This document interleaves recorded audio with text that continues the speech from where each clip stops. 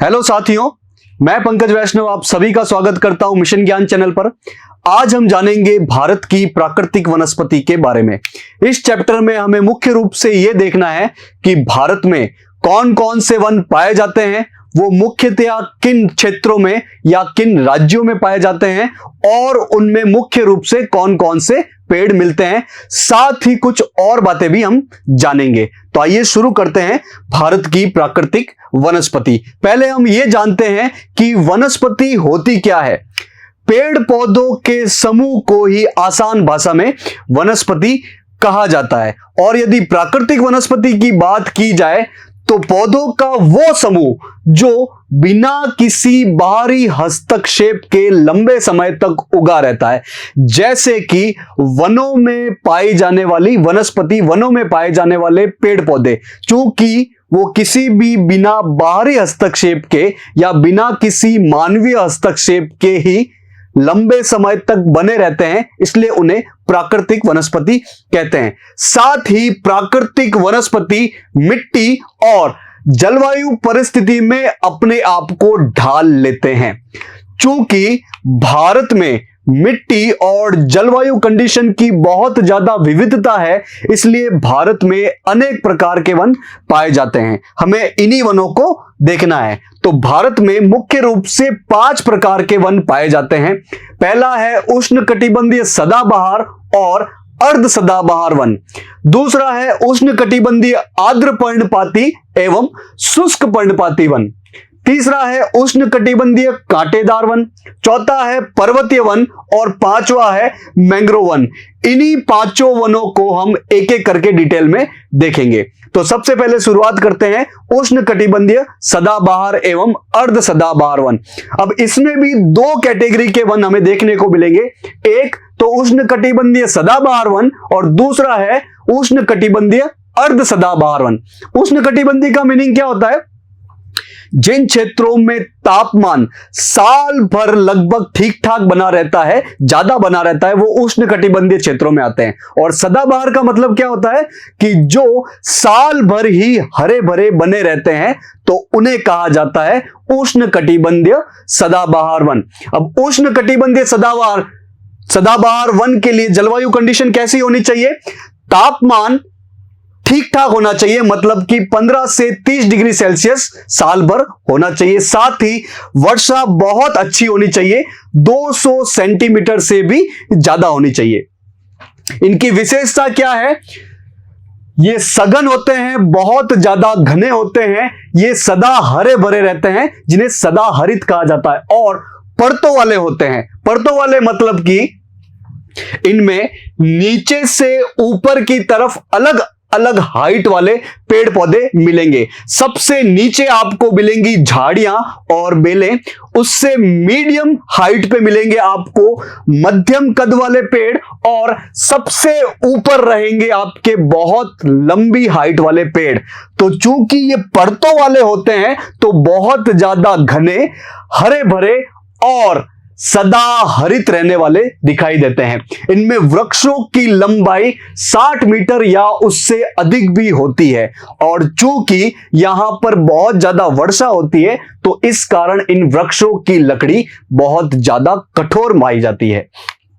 इनमें कौन से वृक्ष या वनस्पति मुख्य रूप से मिलते हैं?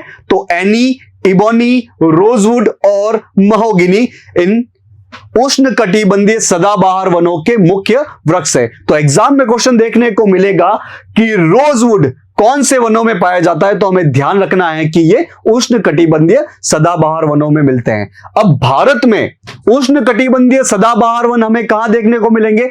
जहां पर तापमान ठीक ठाक रहेगा, यानी 15 से 30 डिग्री सेल्सियस, और वर्षा 200 सेंटीमीटर से भी ज्यादा देखने को मिलेगी। तो ऐसे क्षेत्र कौन से हैं? ऐसे क्षेत्र एक तो है उत्तर पूर्वी भारत की पहाड़ियां, चूंकि वहां पर बहुत ज्यादा बारिश होती है दक्षिण पश्चिमी मानसून से, तो वहां पर उष्णकटिबंधीय सदाबहार वन मिलेंगे। एक है पश्चिमी घाट का पश्चिमी ढाल। पश्चिमी घाट कहां पर है?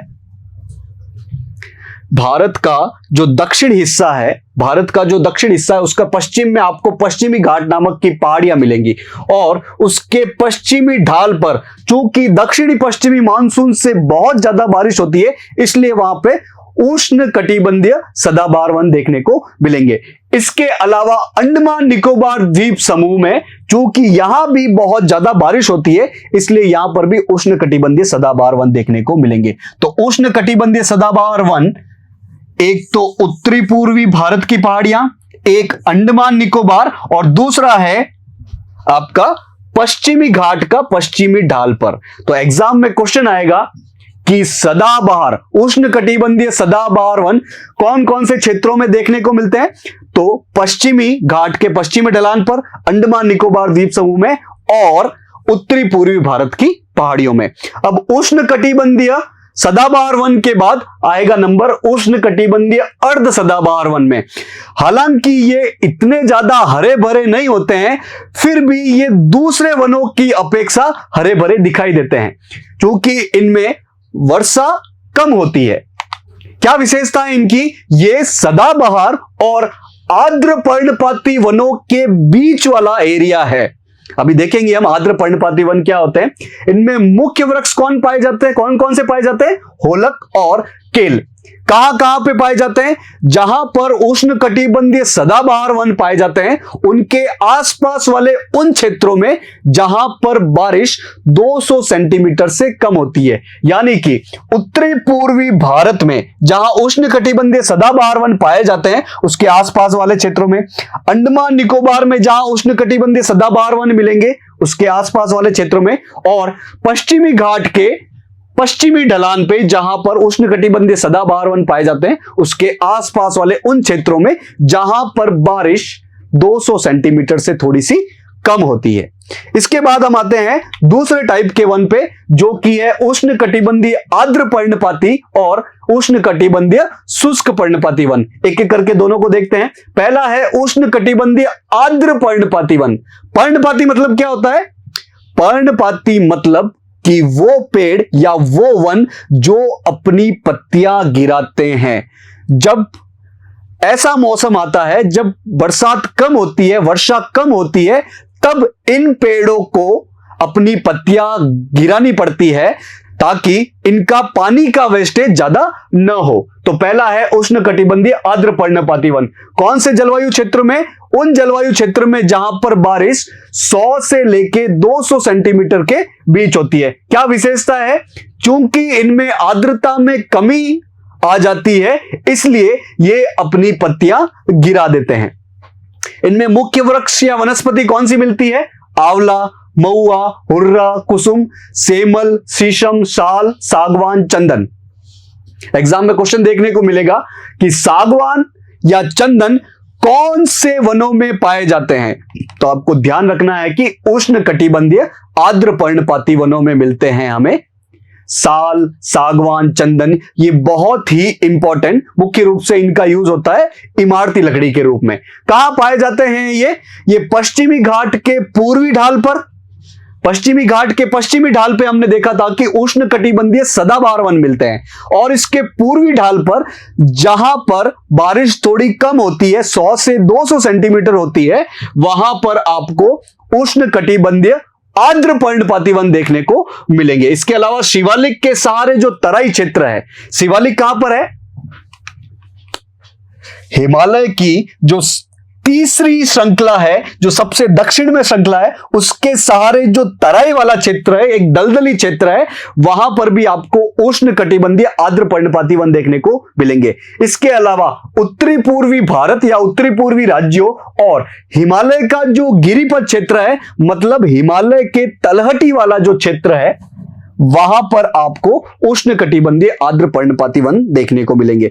इसके अलावा उष्ण कटिबंधीय शुष्क पर्णपाती वन भी होते हैं। इनमें बारिश 70 से 100 सेंटीमीटर के बीच होती है, यानी कि आर्द्र पर्णपाती वनों से भी कम बारिश होती है। क्या विशेषता है इसमें कि इसमें शुष्क ऋतु शुरू होते ही पत्ते झड़ जाते हैं। जो पर्णपाती वन है उनमें पत्ते झड़ेंगे ही झड़ेंगे, यानी कि साल के कुछ महीनों में कुछ समय के लिए ये सूखे लगेंगे वन।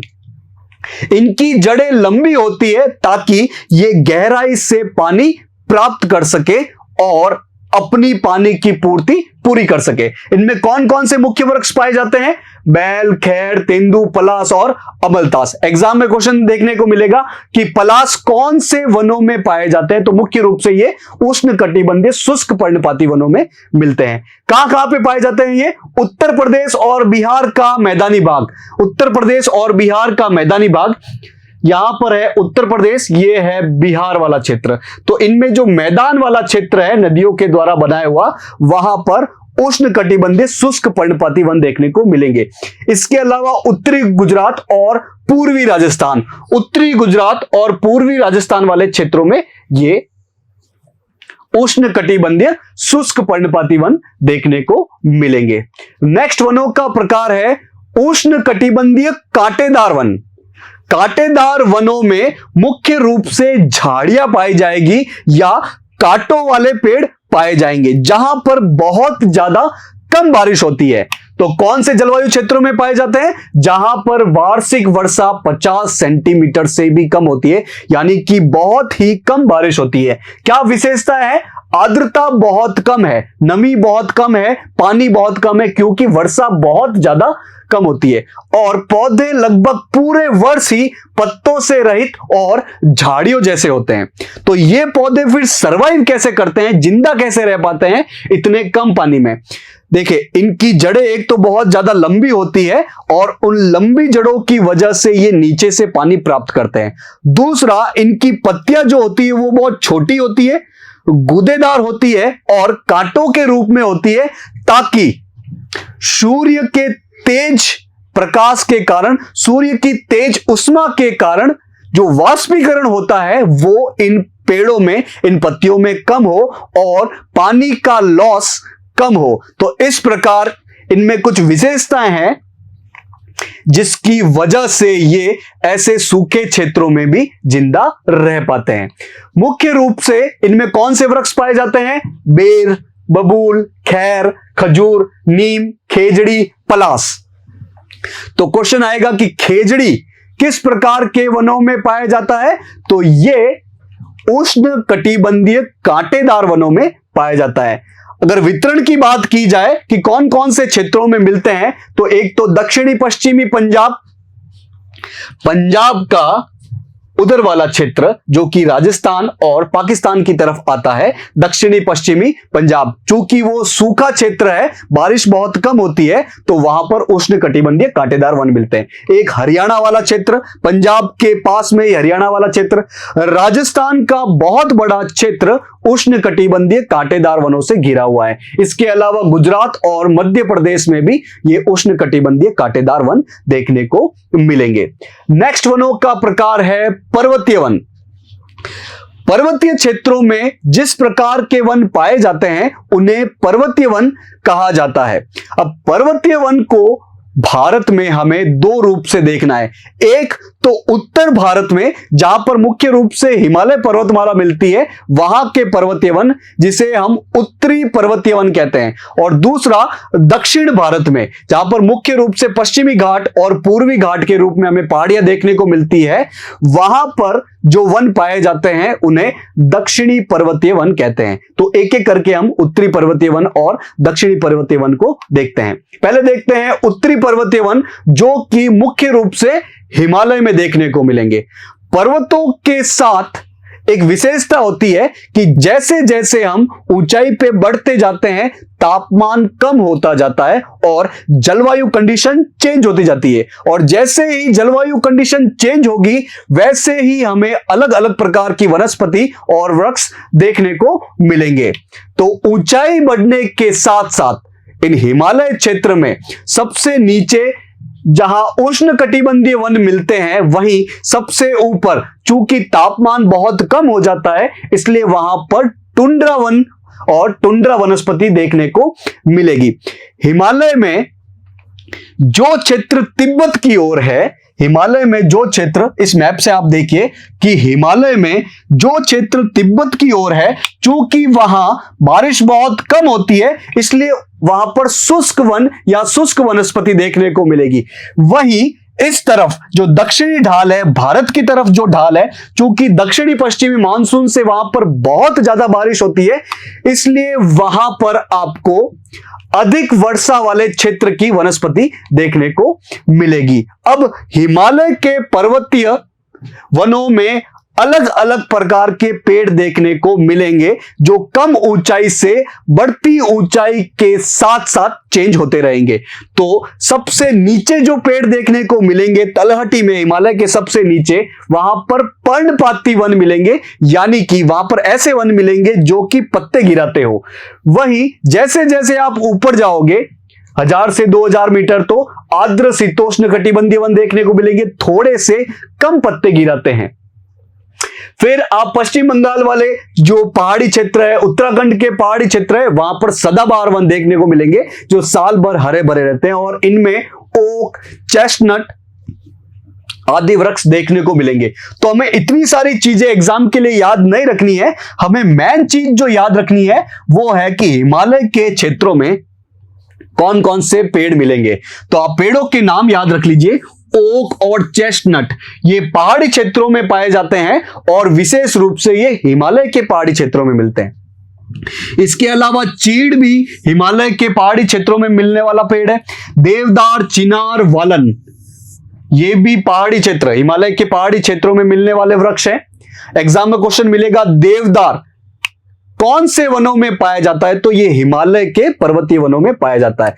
ब्लू पाइन, स्पर्स, एल्पाइन वन, चारागाह क्षेत्र, ये भी जैसे जैसे आप हिमालय के ऊपर बढ़ते जाओगे वहां पर ये वनस्पति और इस प्रकार के चारागाह देखने को मिलेंगे। Silver fir, Juniper, pine, birch, rhododendron. Rhododendron important है, एग्जाम में क्वेश्चन पूछा जाएगा कि रोडोडेंड्रॉन कहां मिलेगा, तो ये हिमालय में बहुत ऊपर 3000 से 4000 मीटर की ऊंचाई पर मिलेंगे। और सबसे ऊपर ऊंचाई पे आपको टुंड्रा वनस्पति देखने को मिलेगी, जिसमें मॉस और लाइकन इंपॉर्टेंट है। तो इसमें आप मुख्य रूप से एक तो देवदार, चिनार, चीड़, चेस्टनट, ओक और रोडोडेंड्रॉन को जरूर याद करें कि ये हिमालय वाले क्षेत्रों में हमें देखने को मिलेंगे। इसके बाद हमें देखना है कि जो दक्षिण भारत में वन मिलते हैं वो किस प्रकार के हैं। तो दक्षिण भारत में जो वन मिलते हैं, दक्षिण भारत के पर्वतीय क्षेत्रों में जो वन मिलते हैं वो दक्षिणी पर्वतीय वन कहलाते हैं। और ये किन क्षेत्रों में मिलते हैं? ये दक्षिण भारत के 3 क्षेत्रों में मिलेंगे। एक तो पश्चिमी घाट वाले क्षेत्र में, जो दक्षिण भाग के पश्चिम में पश्चिमी घाट नामक की पहाड़ियां हैं, वहां देखने को मिलेगी। इसके अलावा नीलगिरी, पश्चिमी घाट और पूर्वी घाट जहां पे मिलती है वो नीलगिरी की पहाड़ियां हैं, तो नीलगिरी पहाड़ियों पर भी ये दक्षिणी पर्वतीय वन देखने को मिलेंगे। इसके अलावा मध्य भारत में जो विंध्याचल की पहाड़ियां हैं वहां पर भी इस तरह की वनस्पति देखने को मिलेगी। इसमें जो दक्षिण भारत में नीलगिरी, अन्नामलाई और पालनी की पहाड़ियां है, वहां पर आपको शीतोष्ण कटिबंधीय वन देखने को मिलेंगे। शीतोष्ण कटिबंधीय मतलब कि शीतोष्ण मतलब शीत प्लस उष्ण, मतलब ऐसा एरिया जहां का टेम्परेचर मीडियम रेंज में हो, न ज्यादा गर्म है और न ज्यादा ठंडा है, बल्कि शीतोष्ण कटिबंधीय में आता है।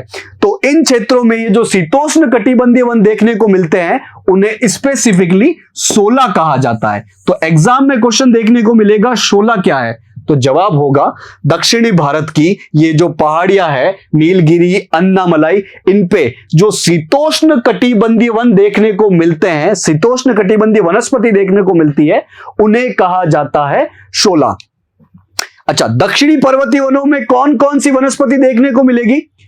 अगर पहाड़ में नीचे आप जाओगे तो तापमान ज्यादा देखने को मिलेगा, इसलिए वहां पे उपोष्ण कटिबंधीय वनस्पति देखने को मिलेगी। वहीं पहाड़ी के ऊपर वाले क्षेत्रों में जहां पर तापमान अपेक्षाकृत कम होता है वहां पर शीतोष्ण कटिबंधीय वनस्पति देखने को मिलेगी। कौन कौन से वृक्ष मिलेंगे? मैग्नोलिया, लॉरेल, सिंकोना और वेटल। तो एग्जाम में क्वेश्चन पूछा जाएगा कि सिंकोना वृक्ष हमें कहां देखने को मिलेंगे? तो दक्षिणी भारत में जो दक्षिणी पर्वतीय वन है वहां पर देखने को मिलेंगे।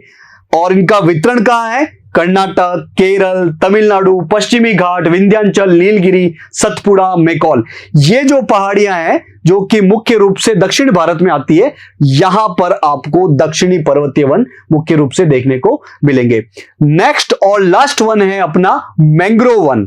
ये एक स्पेशल प्रकार की वनस्पति है जो कि डेल्टा क्षेत्रों में मिलती है। डेल्टा क्षेत्र हम बात कर चुके हैं। डेल्टा क्षेत्र वो क्षेत्र होता है जो कि नदियां समुद्र में गिरने से पहले अपने मुहाने पर दलदली क्षेत्र बनाती है, उसे ही डेल्टा क्षेत्र कहते हैं। इस डेल्टा क्षेत्र में समुद्र द्वारा बहुत ज्यादा खारा पानी मिलाया जाता है, इसलिए इसमें एक विशेष प्रकार की वनस्पति उगती है और इस वनस्पति को कहा जाता है मैंग्रोव वन। विश्व में जहां पर उष्ण और उपोष्ण कटिबंधीय जलवायु है, मुख्य रूप से ये मैंग्रोव वन वहां देखने को मिलेंगे। साथ ही कौन सी कंडीशन चाहिए? ये डेल्टा के जो दलदली क्षेत्र होते हैं जहां पर मुख्य रूप से खारा पानी मिलता है, वहां पर ये मैंग्रोव वन होते हैं। अब इनमें ऐसी क्या खासियत होती है कि ये दलदली क्षेत्रों में भी जिंदा रह सकते हैं, साथ ही ये समुद्र के खारे पानी के प्रति भी सहनशील होते हैं। एक तो इनकी पत्तियों में सॉल्ट सिक्रेटिंग ग्लैंड होते हैं, मतलब कि इनकी पत्तियां नमक बाहर फेंकती रहती है। जब जड़ें नमक को अपने अंदर लेती है तो पत्तियां फिर बाहर फेंकती रहती है। और दूसरा कि इनके जो बीज है वो सीधे ही नहीं गिरते हैं, बल्कि बीज छोटे से पौधे के रूप में बदलकर फिर पानी में गिरते हैं ताकि वो दलदली क्षेत्रों में जिंदा रह सके और उनका ग्रोथ हो सके। साथ ही जड़ें इनकी बहुत लंबी और विस्तृत होती है। क्यों होती है जड़ें बहुत लंबी और विस्तृत? चूंकि तटीय क्षेत्रों में या डेल्टा क्षेत्रों में बहुत ज्यादा चक्रवात और तूफान आते हैं, तो इन चक्रवात और तूफान के कारण ये पेड़ उखड़ न जाए, इसलिए इनकी जड़ें बहुत लंबी और बहुत विस्तृत होती है, पूरी एक दूसरे में फैली हुई जकड़ी हुई होती है। साथ ही इनमें जैव विविधता बहुत ज्यादा होती है। अनेक प्रकार के पेड़ मिलेंगे, अनेक प्रकार के जीव जंतु मिलेंगे। मैंग्रोव वन में मुख्य वृक्ष कौन से मिलते हैं? नारियल, बेत और सुंदरी। भारत में मुख्य रूप से ये मैंग्रोव वन कहां पाए जाते हैं? सबसे ज्यादा पाए जाएंगे पश्चिम बंगाल में सुंदरबन में। सुंदरबन नामक एक क्षेत्र है पश्चिम बंगाल में जहां पर गंगा और ब्रह्मपुत्र नदियों का डेल्टा बनता है। तो पश्चिम बंगाल में ये सुंदरबन डेल्टा है, यहां पर मैंग्रोव वन मिलेंगे। इसके अलावा यहां पर महानदी का डेल्टा है उड़ीसा क्षेत्र में, वहां पर भी आपको मैंग्रोव वन देखने को मिलेंगे। नीचे आंध्र प्रदेश में गोदावरी और कृष्णा नदी भी डेल्टा बनाती है, तो वहां पर भी आपको मैंग्रोव वन देखने को मिलेंगे। इसके अलावा गुजरात में कच्छ की खाड़ी और खंबात की खाड़ी में भी आपको मैंग्रोव वन देखने को मिलेंगे। मैंग्रोव वन बेसिकली कहां देखने को मिलते हैं? डेल्टा क्षेत्रों में। तो जहां जहां नदियां डेल्टा बनाएगी वहां पर मैंग्रोव वन देखने को मिलेंगे। इसके अलावा अंडमान निकोबार द्वीप समूह में भी मैंग्रोव वन देखने को मिलेंगे। यदि विश्व में सबसे बड़े मैंग्रोव वन की बात की जाए तो ये पश्चिम बंगाल का सुंदरबन वाला मैंग्रोव वन है, जो कि गंगा और ब्रह्मपुत्र नदी के डेल्टा पर बना हुआ है। और चूंकि इस पश्चिम बंगाल के डेल्टा क्षेत्र में सुंदरी नामक वृक्ष बहुत ज्यादा मिलता है, इसलिए इसका नाम पड़ गया सुंदर वन। तो ये था भारत में पाए जाने वाले वनों के मुख्य 5 प्रकार। आगे बढ़ते हैं। अब हम देखते हैं कि भारत में वनों को संरक्षित करने के लिए क्या क्या कदम उठाए गए हैं। इनमें सबसे मुख्य कदम है वन संरक्षण नीति, जो कि आजादी के बाद पहली बार 1952 में आई थी और 1988 में इसमें संशोधन कर दिया गया था। यानी कि जो लेटेस्ट वन संरक्षण नीति है वो है वन संरक्षण नीति 1988। इस वन संरक्षण नीति 1988 में एक इंपॉर्टेंट बात की गई थी कि भारत के कुल क्षेत्रफल के 33% भूभाग पर वन होने चाहिए। तो एग्जाम में क्वेश्चन आएगा कि वन संरक्षण नीति क्या कहती है कि भारत में कितने प्रतिशत एरिया पर वन होने चाहिए? तो जवाब होगा 33% भूभाग पर वन होने चाहिए। अब इस वन संरक्षण नीति 1988 में कुछ कॉन्सेप्ट दिए गए हैं जो हमें एग्जाम के लिए पता होने चाहिए। पहला कॉन्सेप्ट है सतत पोषणीय वन प्रबंधन। क्या होता है? तो सतत पोषणीय वन प्रबंधन में वनों के संरक्षण के साथ साथ उसके आसपास रहने वाले लोगों की जरूरतों पर भी ध्यान देना होता है। मतलब वनों का संरक्षण भी होता रहे, साथ ही मानवों की जरूरतों का भी ध्यान रखा जाए। तो ऐसा वन प्रबंधन करना है जिसमें सभी का पोषण हो, वन भी बचे और मानव की जरूरतें भी पूरी होती रहे। दूसरा कंसेप्ट है सामाजिक वानिकी, या जिसे कहा जाता है सोशल फॉरेस्ट्री। तो समाज और ग्रामीण क्षेत्र का विकास हो, इसलिए जो बंजर भूमि है उन पर वन लगाने हैं और उन वनों का उचित प्रबंधन करना है ताकि समाज और ग्रामीण क्षेत्रों का विकास हो। इस सामाजिक वानिकी को 3 भागों में बांटा गया है जो कि 1976 में आए राष्ट्रीय कृषि आयोग द्वारा बांटा गया था। तो आपको ध्यान रखना है कि सामाजिक वानिकी के कितने भाग है? 3 भाग है। और ये 3 भाग किसके द्वारा किए गए? ये 1976 में आए राष्ट्रीय कृषि आयोग द्वारा किए गए। कौन कौन से ये 3 भाग है? पहला है शहरी वानिकी। शहरी क्षेत्रों में निजी और सार्वजनिक भूमि पर, किसी की प्राइवेट भूमि हो या सरकारी भूमि पर हो, उस पर वृक्षारोपण करना है और उनका प्रबंधन करना है ताकि शहरी क्षेत्रों में वायु प्रदूषण से लड़ा जा सके, वहां की वायु स्वच्छ होती रहे। दूसरा है ग्रामीण वानिकी। ग्रामीण क्षेत्रों में यही काम करना है, वृक्षारोपण करना है और उनका उचित प्रबंधन करना है। लेकिन ग्रामीण वानिकी के 2 हिस्से हैं, एक तो है कृषि वानिकी और एक है सामुदायिक वानिकी। कृषि वानिकी में कृषि क्षेत्र पर एक तरफ खेती करनी है और आसपास आपको पेड़ या वन लगा देने हैं। तो कृषि वानिकी मतलब जो कृषि योग्य भूमि है, साथ ही जो बंजर भूमि है उस पर पेड़ और फसल एक साथ लगाना है। कृषि प्लस वानिकी। दूसरा है समुदाय वानिकी, जो सामुदायिक सार्वजनिक भूमि है, जैसे कि स्कूल का क्षेत्र हो गया, हॉस्पिटल का क्षेत्र हो गया, इन क्षेत्रों में आपको पेड़ लगाने हैं। इसे ही कहा जाता है समुदाय वानिकी। तो एग्जाम में क्वेश्चन देखने को मिलेगा कि कृषि वानिकी क्या है? तो खेती प्लस पेड़ लगाना क्या कहलाता है? कृषि वानिकी। सामाजिक वानिकी का तीसरा भाग है फार्म वानिकी, जहां कृषि वानिकी में खेती और वन या पेड़ दोनों लगाए जा रहे थे, वहीं फार्म वानिकी में जो आपके लाभदायक पेड़ है, फल वाले जो पेड़ है, वो लगाना और उनसे लाभ कमाना। तो फार्म वानिकी क्या है?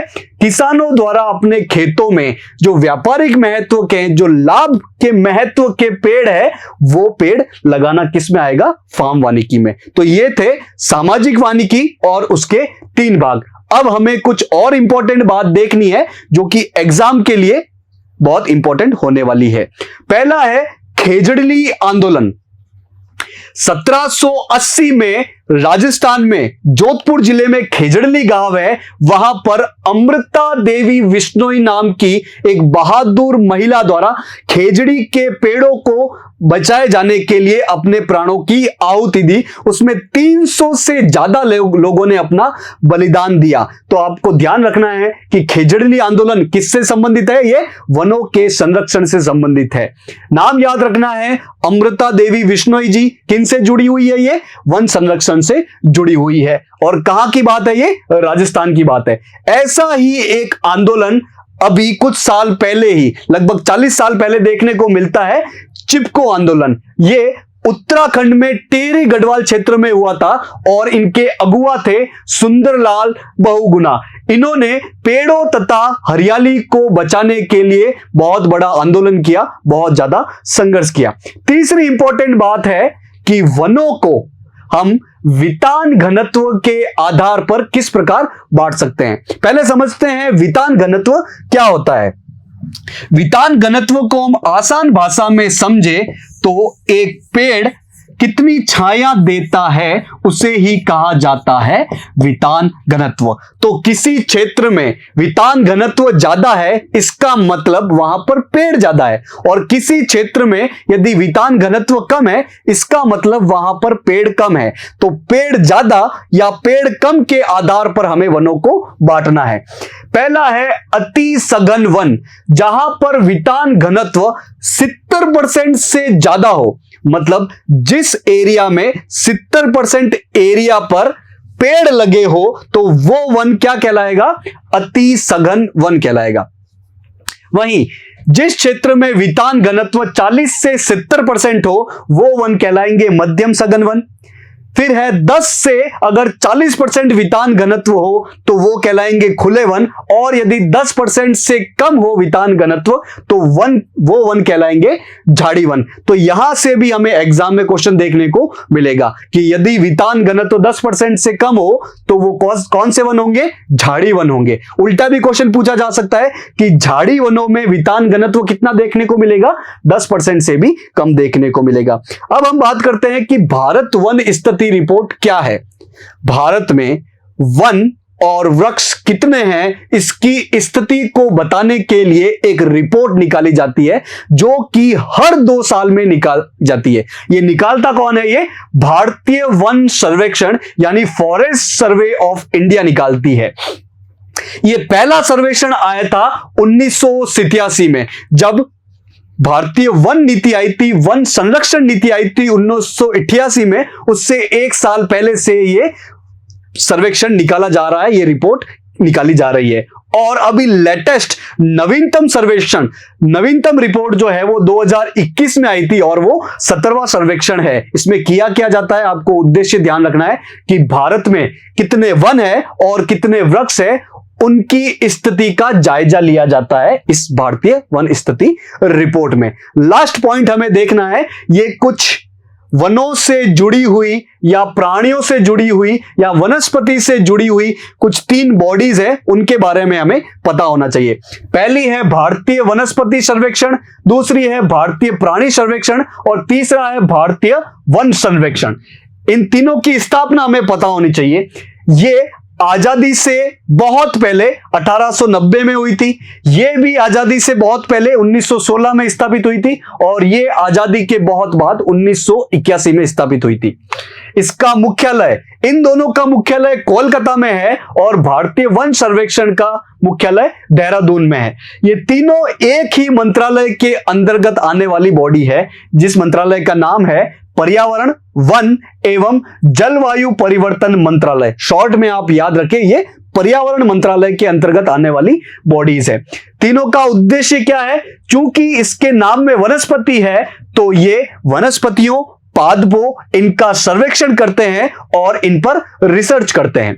भारतीय प्राणी सर्वेक्षण, ये प्राणियों का सर्वेक्षण करते हैं और उन पर रिसर्च करते हैं। और भारतीय वन सर्वेक्षण क्या करता है?